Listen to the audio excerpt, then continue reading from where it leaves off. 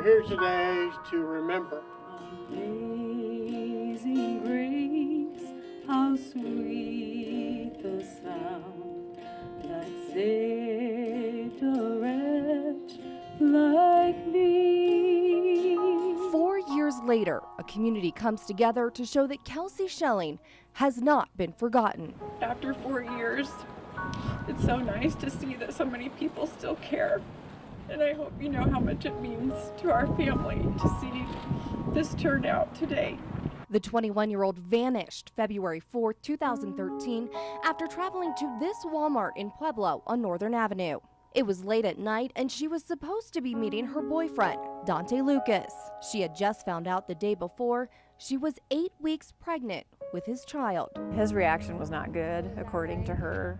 Dante didn't show, and after over an hour of waiting, Kelsie drove over to his house on Manor Ridge Road. What actually happened next, only a select few know, and for now, no one is talking. But Troy Griffin, a psychic medium out of Westminster, has an idea. It's almost like I see and feel what happened to her. Griffin has worked on more than 100 missing persons cases all over the world and says he immediately felt a connection when he saw a photo of Kelsie. I really connect through the eyes, and so for me, it was this picture that I really connected with and just knew, she shouldn't have died. Even though Griffin works on the majority of his missing person cases for free, he says he stayed away from Kelsie's case until her mother came to him last September. I didn't approach it because you get a lot of psychics approaching these cases. A lot of people want money, answers, and so I kind of stayed away. I had a client that referred Kelsie's mom to me. Our first meeting made me know that I at least needed to explore it, because I did feel like he had made a connection with her when we first met. We talked for 3 hours, and he told me some things that really struck me, and that was why I decided to go ahead and give it a chance. February 5th, 2013, the day after Kelsie vanished, her car reappears. First at the Canyon National Bank in Pueblo, where surveillance video shows it's being driven by Dante, who then removes $400 cash from Kelsie's account, according to bank records. The car is then taken back to Walmart, where Dante leaves it. Surveillance video shows him walking to the back of the store, where he is picked up by his mother and grandmother. But where is Kelsie? Could she still be inside the car?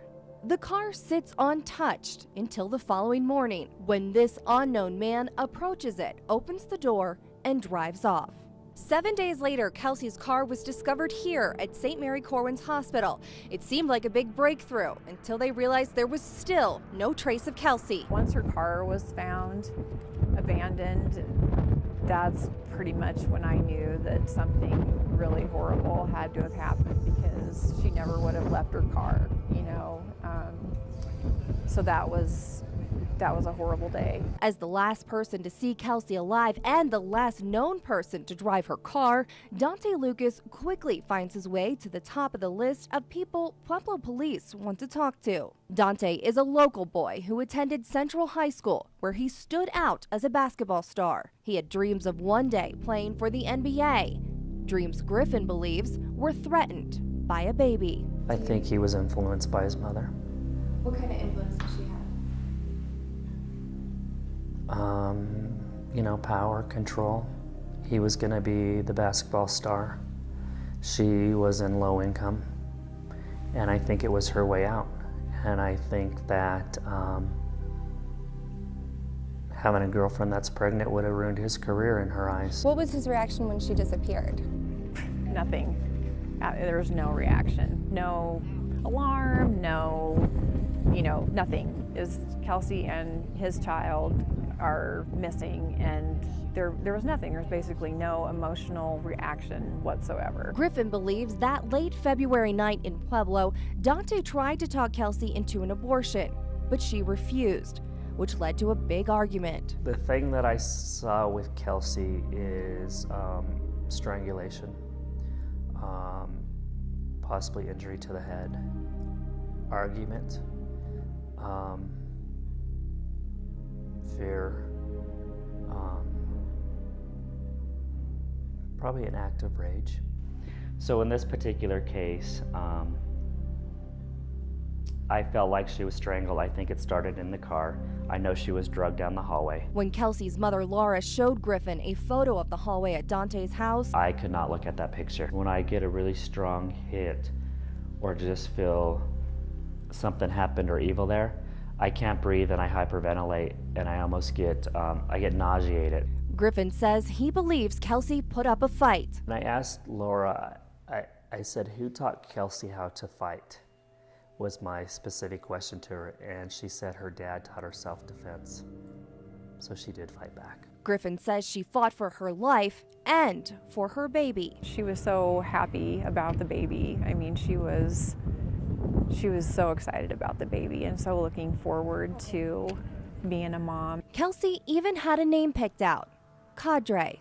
Although we don't know the sex of the baby, we just felt like the baby deserved an identity, and since that's a name that she had, that she really liked, we, went ahead and we used that. Dante was eventually arrested for identity theft for using Kelsie's debit card, but a month later, the charges were dropped. He was then named a person of interest in the case, but no arrests have ever been made relating to Kelsie's disappearance. I think everybody kind of believes that, there are members of the family that, at the very least have knowledge, at the very least could be accessories, but Dante's the only one that's ever been actually named a person of interest.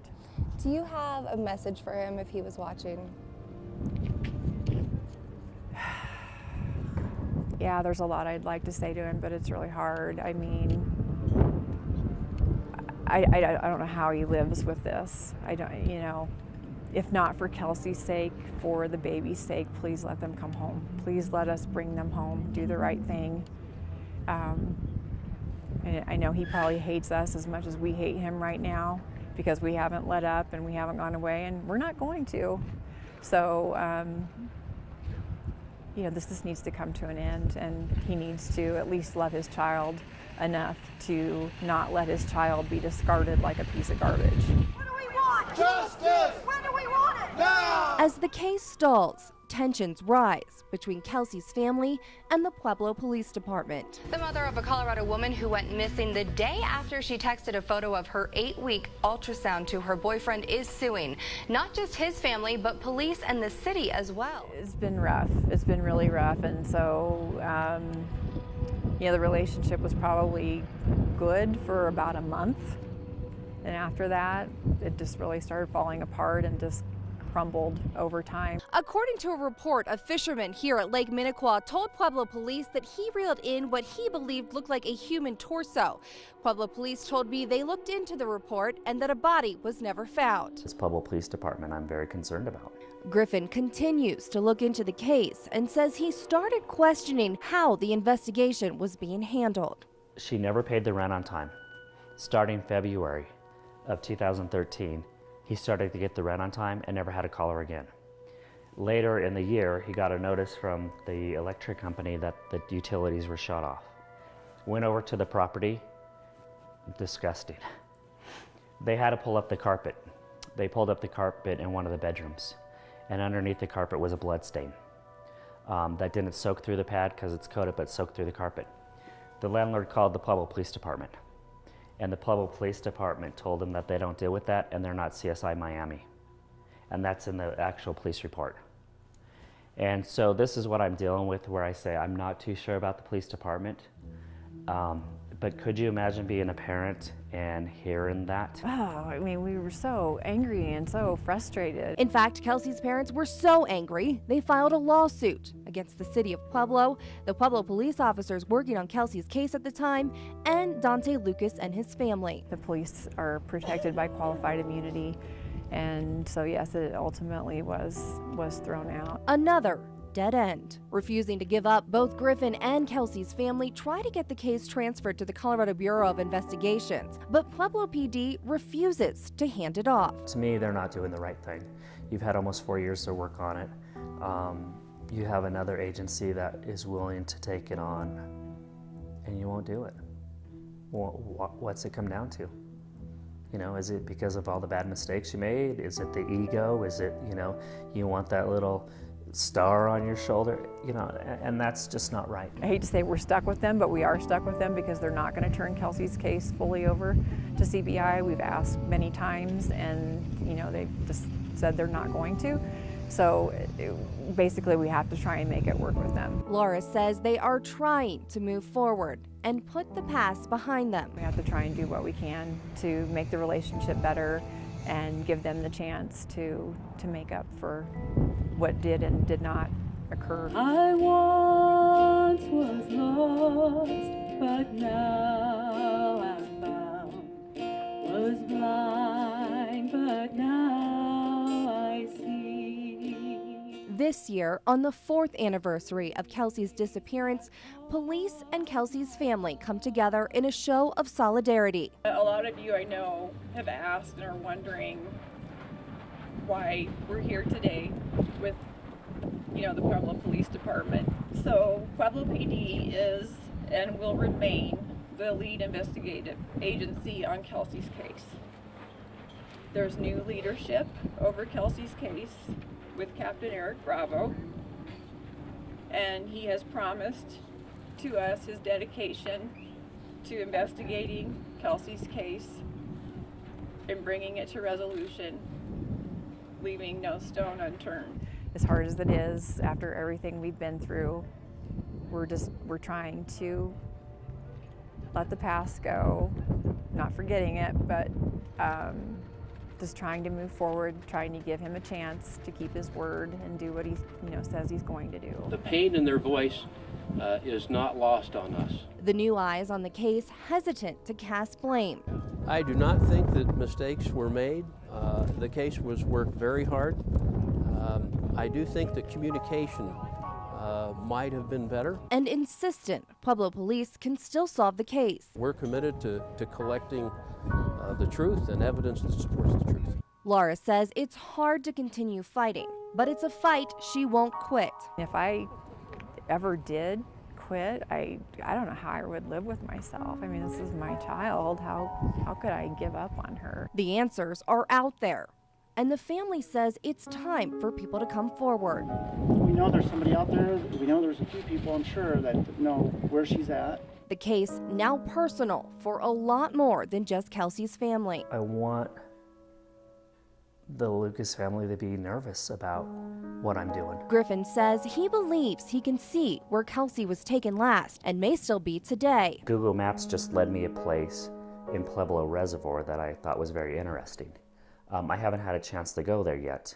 It's almost like I see through her eyes what's around that area. It may not be Pueblo, but I know exactly what I'm looking for. And he's not going to stop looking either. And I will follow it through, even if it's years. I believe there are people who know what happened, who know where Kelsie is, and I just beg of them to please, it can be anonymous. They can call Crime Stoppers. It will never be known who they are. We can find a way to get the reward to them if they want the reward. Just please bring this to an end. 4 years is just too long.